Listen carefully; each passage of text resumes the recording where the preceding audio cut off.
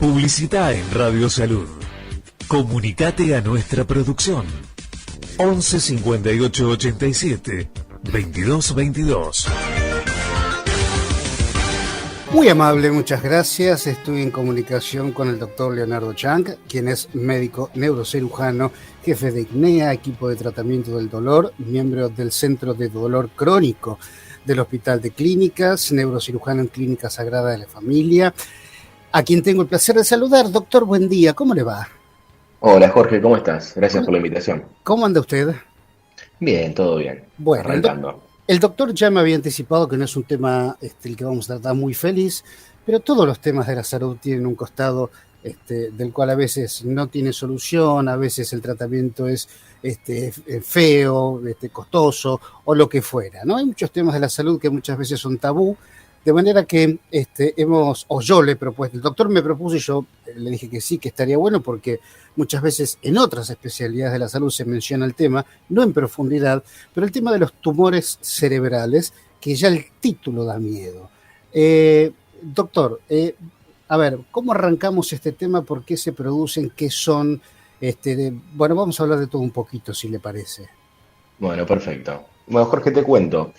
En realidad hay que distinguir entre los tumores cerebrales, no es todo lo mismo, ¿sí? Hay tumores benignos y tumores malignos. Dentro de los tumores benignos hay varios y de los malignos también, con diferentes pronósticos. Uh-huh. En realidad uno tiene que diferenciarlo entre lo que son niños y adultos. Vamos a focalizarnos hoy en hablar sobre los de adultos y nos estaríamos horas hablando. Uh-huh. Y dentro de los adultos vos podés hablar de tumores que son primarios del cerebro, es decir, que son células neuronales o de la glía, que es la estructura que forma, digamos, el cerebro, que muta y se hace, puede ser un tumor maligno o un tumor benigno, ¿sí? Bien, en esos casos tenemos un tipo de tumor que se llaman gliomas, ¿sí? Que pueden ser de bajo grado o de alto grado.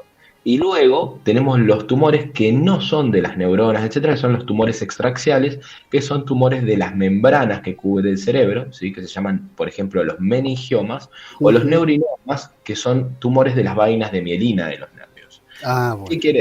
¿Qué quiere decir esto? Porque por ahí te hice un lío.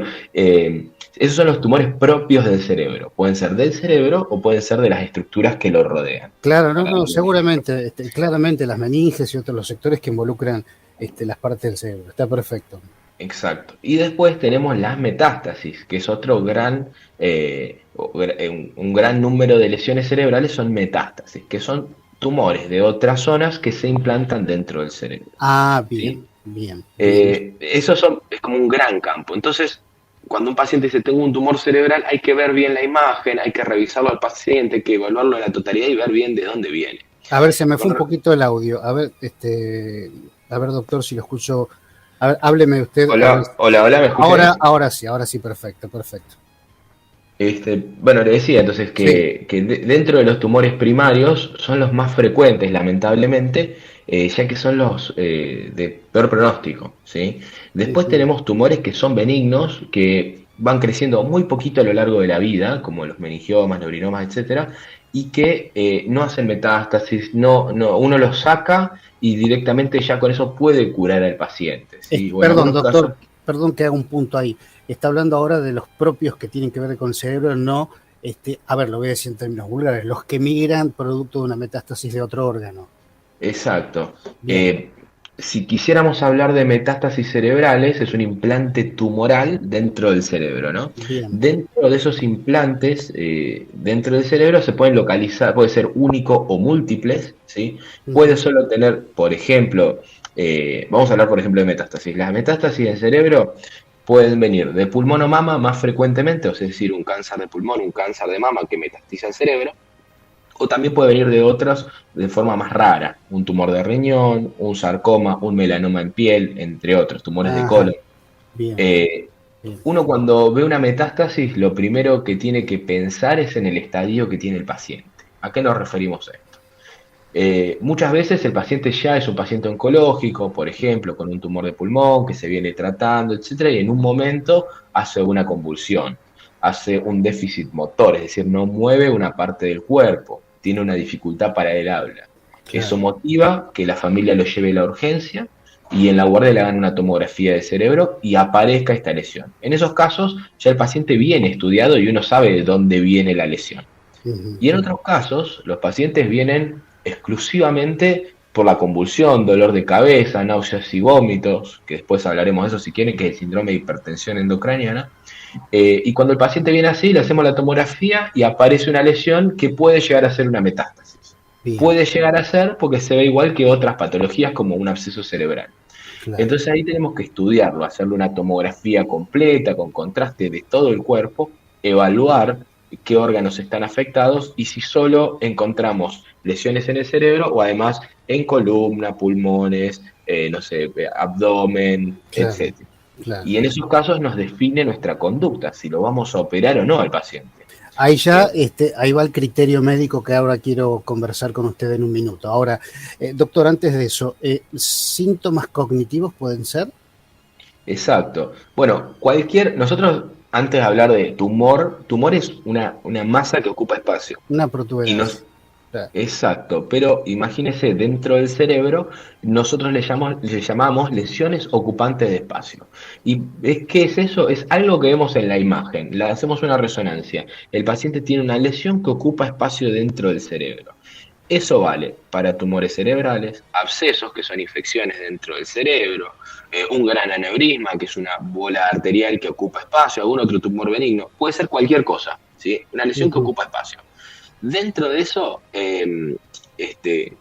aparece esta lesión y vamos a tener que ir estudiándola, ¿sí? Ir viendo a qué se parece, a qué no se parece en las imágenes. Pero la clínica de cualquier lesión que ocupa espacio es siempre la misma, depende de la localización. Por ejemplo, una lesión de más de 3 centímetros en el área motora, ¿sí? Nosotros tenemos en el giro, en una parte del lóbulo frontal, en el giro precentral, una representación que se llama homúnculo de Penfield, que si uno lo busca en internet va a ver un dibujito con una mano, un pie, una cara. Bueno, eso nos habla de las partes del cerebro representadas en la corteza cerebral que mueven una parte del cuerpo. Entonces, si la lesión se encuentra en la parte de la mano, el paciente no va a poder mover la mano. Puede ser un déficit leve o grave. Puede ser en una pierna, puede encontrarse en el área del habla y el paciente tener una fascia. Ajá. Puede encontrarse en el lóbulo frontal y producir lo que llama un síndrome lobar, que es por compresión del frontal. Habrán escuchado alguna vez el término, este paciente está frontalizado, que es que pierde desinhibiciones, se pone apático, es decir, tiene poca relación, con el medio externo, pierde las desinhibiciones, se pone agresivo. A veces puede estar en el lóbulo temporal y producir alteraciones visuales, alteraciones en la memoria, puede producir convulsiones. Un montón de cosas. Claro, depende de dónde esté ubicada la lesión, es lo que produce. ¿Sí? Claro. Por ejemplo, el occipital produciría un déficit visual. En fin, también como el tumor se encuentra dentro del cráneo, el cráneo es una estructura rígida, imagínenlo, cualquier cosa que aumente el tamaño dentro del cráneo va a aumentar la presión intracraneana. Y eso se va a producir vómitos, náuseas y finalmente deterioro del sensorio, es decir, que el paciente se vaya durmiendo hasta llegar a ponerse en coma. Ah, ¿sí? Bueno. Entonces tenemos varios aspectos. Claro. ¿sí? Doctor, el dolor, hay un capítulo de la medicina que son las jaquecas, también pueden llegar a ser, más allá de obviamente, la cuestión de que el paciente esté sintiendo jaquecas, por supuesto su médico de cabecera le mandará a hacer estudios, pero también puede llegar a ser una sintomatología. Exacto. Bueno, como estaba comentando, este síndrome de hipertensión endocraniana, principal síntoma es el dolor de cabeza, la cefalea. Ajá. Ahora, a mí me duele la cabeza. ¿Tengo que ir a hacerme estudios corriendo para ver si tengo un tumor cerebral? No. En general, los tumores cerebrales no son tan frecuentes en la población. Dentro de todos los tumores es el 1.5%. O sea, si sumamos la cantidad de, 1.000 pacientes, 100 pacientes que tienen tumores de mama, de riñón, de todos los tumores que hay, el de cerebro es el 1.5%. Es decir, que no es tan frecuente. Ajá. Pero ¿cuándo me tiene que llamar la atención o cuándo debería consultar? Bueno, obviamente cuando hay un síndrome de foco, es decir, dificultad para mover un brazo, una pierna, para hablar, cuando hay alteraciones de memoria, cuando hay cambios en la conducta del paciente y la familia lo percibe y dice, che, acá está pasando algo raro, lo llevamos a la guardia. Cuando duele la cabeza de forma muy intensa y más si se asocia a náuseas y vómitos, Y si no cede con un analgésico habitual, no sé, por ahí me duele la cabeza, me tomo un ibuprofeno, un paracetamol, se me pasa, bárbaro. Si Ujú. persiste a pasar de esta medicación habitual, ahí tengo que consultar a la guardia. Nosotros le Bien, decimos red flags o banderas rojas, y puede corresponder tanto a un tumor cerebral, a un tipo de ACV que se llama hemorragia subaracnoidea, pueden ser muchas cosas. Lo ujú. importante es que si no cede hay que consultar. Bien. Doctor Chang, a ver, el criterio médico a la hora de riesgo, costo-beneficio en cuanto a la intervención o no quirúrgica. Bien. Depende de cada tumor, como te decía, te voy a hacer una lista rápida.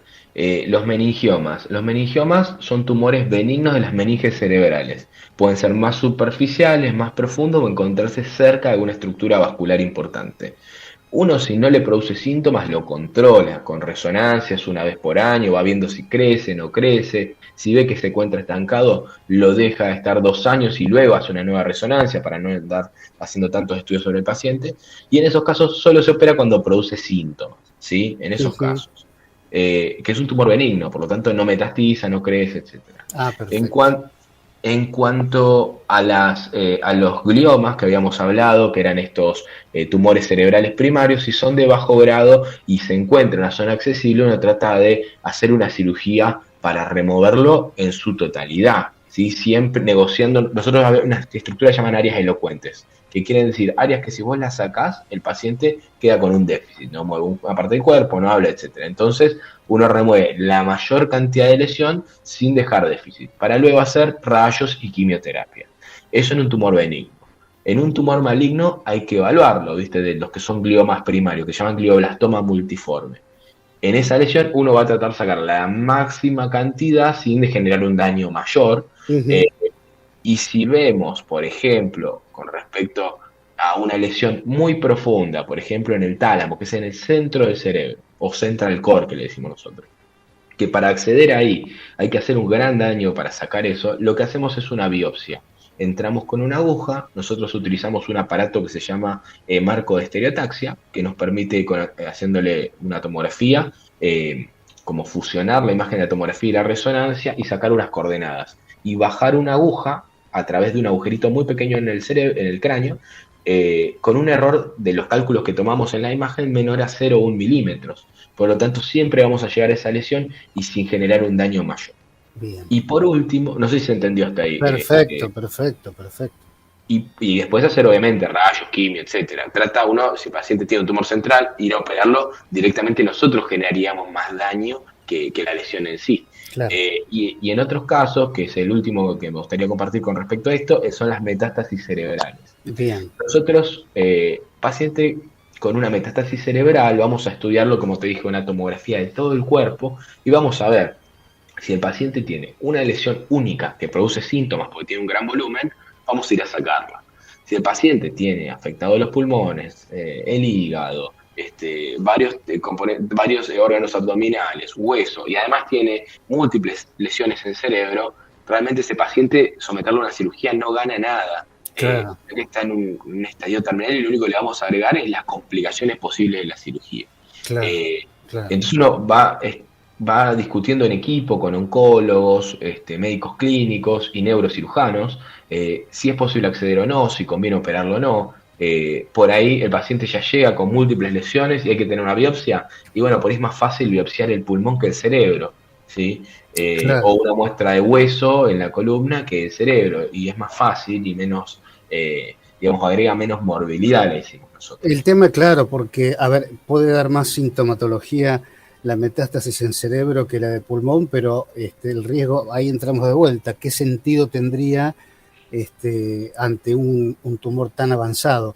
Pero bueno, Sí, después es son. difícil para la familia también y encontrarse con el criterio profesional y a veces chocan ambas, ¿no? Pero bueno, lo que debe primar es el criterio profesional, claramente.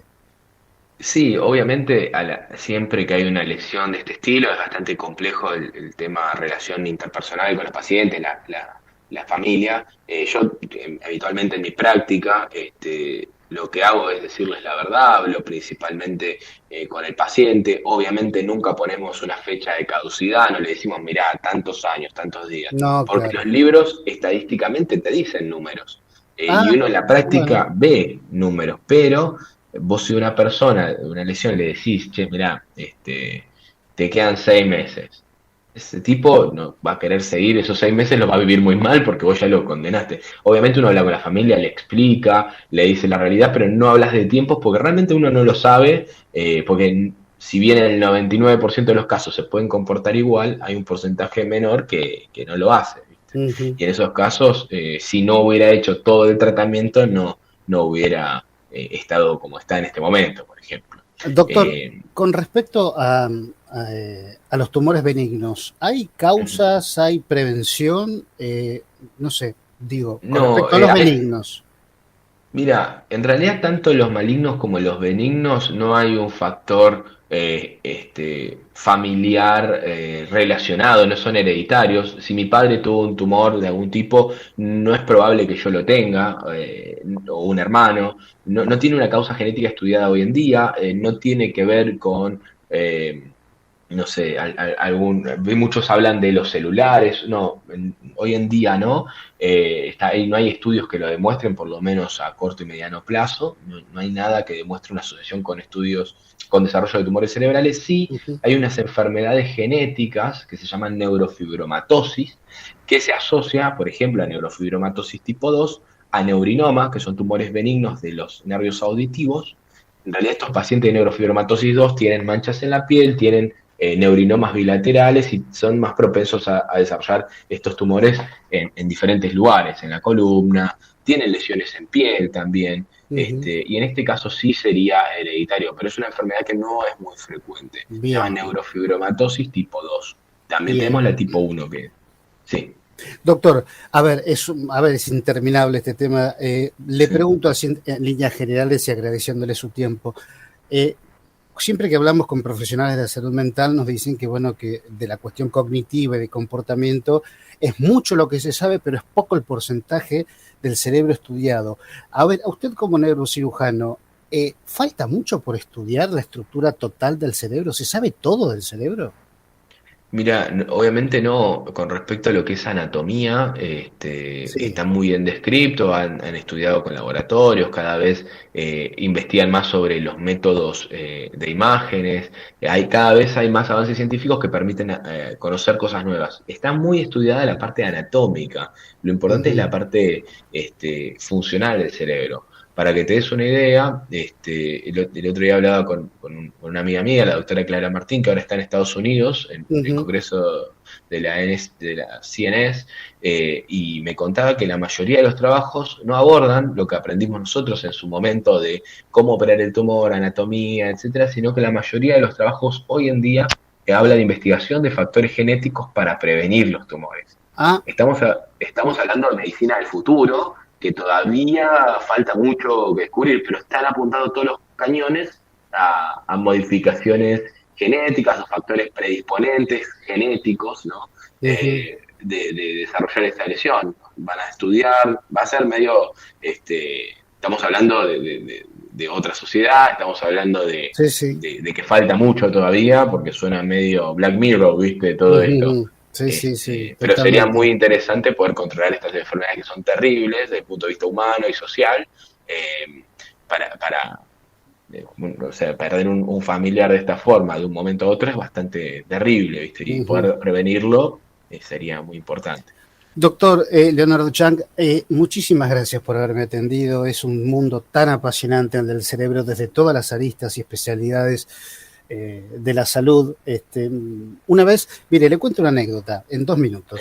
Tenía un viejo amigo, un viejo cirujano del Hospital Rawson, hoy tendrá 90 años, que me decían que sus prácticas anteriormente la cirugía era, el cirujano se preparaba para todas las especialidades y después, bueno, se fue especificando en pos de la mejoría y profundización de los conocimientos. ¿Sí? Una mujer con un accidente, un trauma en la calle vehicular, eh, tenía afectado el cerebro y empezaba a necrotizarse mucho. Y todos los días, en términos vulgares lo estoy explicando, doctor, discúlpeme, pero No, no pasa nada. todos los días el jefe del Rawson le decía a mi amigo, que era aprendiz, que vaya aspirando todo lo que se iba necrotizando, y la paciente estaba ahí. Y llegó un momento que estaba prácticamente con medio cerebro, un poquito más, y dijeron, bueno, basta, acá se acabó la historia, y lo derivaron a este amigo mío para que siga trabajando en otros sectores. A los 4 o 5 años se encuentra la paciente caminando por los pasillos y agradeciéndole profundamente, sin ningún tipo de síntoma motriz, a este cirujano que había puesto todo para poder seguir trabajando en esto. Le cuento esto y usted me dirá, sí, no, bueno, usted es el que sabe, pero la realidad es que me sorprendió tanto esta anécdota, tanto, que siempre me quedé con esa cosa en la cabeza, ¿no? Cosas de, no sé si llamarle milagro, yo no creo en los milagros, claramente, pero bueno, quería compartir esto con usted y aprovechando que es neurocirujano para comentarle esto. Sí, en realidad, si uno va a pensar en tipo de tumor cerebral que fue ese, uno pensaría que fue algo benigno, ¿sí? De esos que Un no trauma metas. fue, un accidente, Perdón, entendí que tenía un vial. tumor. No, un Ah, accidente.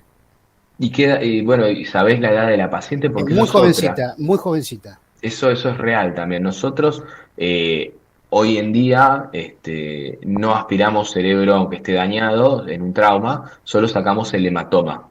Claro, eso fue Eh, antes, sí, sí, Hoy sí. en día dejamos el cerebro porque, digamos, se sabe que ese cerebro, por más dañado que esté, algo puede llegar a recuperar con el tiempo. Si ya lo sacamos, no va a recuperar. Claro, Pero claro. otra cosa que te puedo comentar de los traumas es que nosotros sabemos que si tenemos, hemos operado, yo hice mi especialidad en el Hospital El Cruce, donde operamos pacientes En adultos Florencio y Varela, sí, sí. en Varela, sí. Excelente Eh, hospital.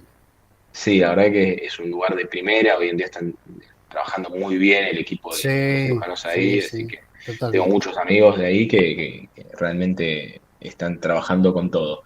Y me pone muy contento, pues es algo para la gente. Te comentaba, nosotros hemos operado niños y cuando operas un niño a veces el área motora que puede estar dañada y el paciente vos decís en un adulto no movería más esta parte, reemplaza tiene neuroplasticidad y ciertas partes, como por ejemplo el cerebelo, otras toman la función motora, pero estamos hablando que en niños muy pequeños. Hay Ujú. veces que puede suceder esto por ahí en algún adolescente, una mujer joven, no es lo más frecuente. A medida que pasan los años, Claro, uno va, digamos, perdiendo esa plasticidad. No es lo mismo la bien, recuperación de un niño que de un anciano. totalmente, totalmente. Doctor, un placer enorme haberlo escuchado. Bueno, gracias Jorge por invitarme. Por favor, un placer y espero que no sea la última vez. Un fortísimo abrazo. Un abrazo grande. Gracias.